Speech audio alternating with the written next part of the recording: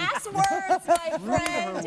It sounded like beautiful Josina is here, JoJo. All right, listen. Yeah. And you're going to actually cut your hair tomorrow. Yes. So listen, she's a woman of her word, which I like. Cut it. Part one, yes. That's right. To get it underneath Once here. it grows back, she'll cut it. I got you. I was looking all at right. Let's talk about this for just a minute because, look, Mark Sanchez is not the starter. In fact, we now know it's Trevor Siemian, and the question becomes, what next for Mark Sanchez?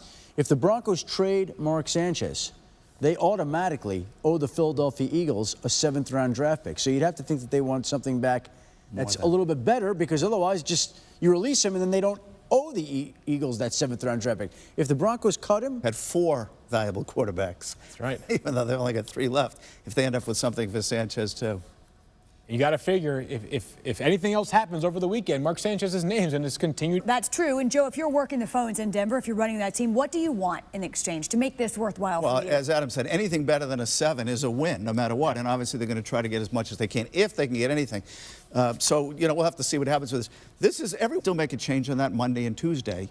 But you may see him stay on the roster, even though that's not their long-term plan. But I am not willing to bet my hair that he will be on the roster or not on the roster. You're not as brave. Not as brave. I just wanted to say, I just talked to sources with the Bengals. Either, by the way. And they were also saying, look, if we did a situation, consideration right now is that there's still an inclination to actually keep 4 quarterbacks, but we have to see how how the game goes, tonight, and whether they'll still keep that. But I heard Adam talking about Bryce Petty, and obviously the spotlight kind of shining on him in that situation.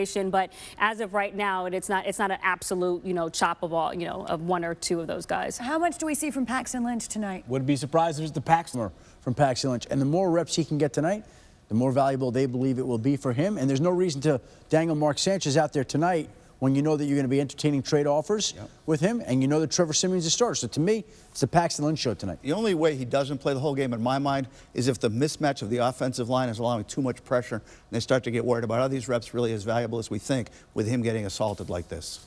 Otherwise, like you said, the Paxton Lynch show. Today's the JoJo show. And I don't think you see quarterbacks go out at this point in time. I'm a little surprised to see, man. I understand the reasoning completely. I get it. Just not used to seeing him. As Mike said, 2011, he hasn't played in the last preseason game, so he's going to be out there tonight against a lot of backups. Tom Brady getting some work in before that confidence booster, maybe. Well, after tonight, get some of that. he'll shut it down. He'll be eligible to return to Week 5. That game will be against the Cleveland Browns. As we finish up preseason, reason, of course, is injury in Dallas. The Cowboys continue to absorb what Stephen Jones has called a punch in the gut, and that is Tony Romo. So, by the way, Romo will undergo another MRI exam. Minnesota, it's not exactly what the Cowboys expected to do, although in this case they've had to do it before with Romo's injuries. Let's go to Philadelphia, where we've heard talk about Sam Bradford and Chase Daniel. Any speculation there, Adam, that those 2 might move? No, they're very happy. Look, now, that doesn't prevent...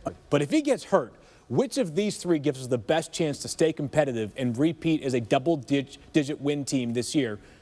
Yes, Geno Smith has struggled previously, but to me, the obvious answer is Geno Smith. That one's easy. The other thing with Petty,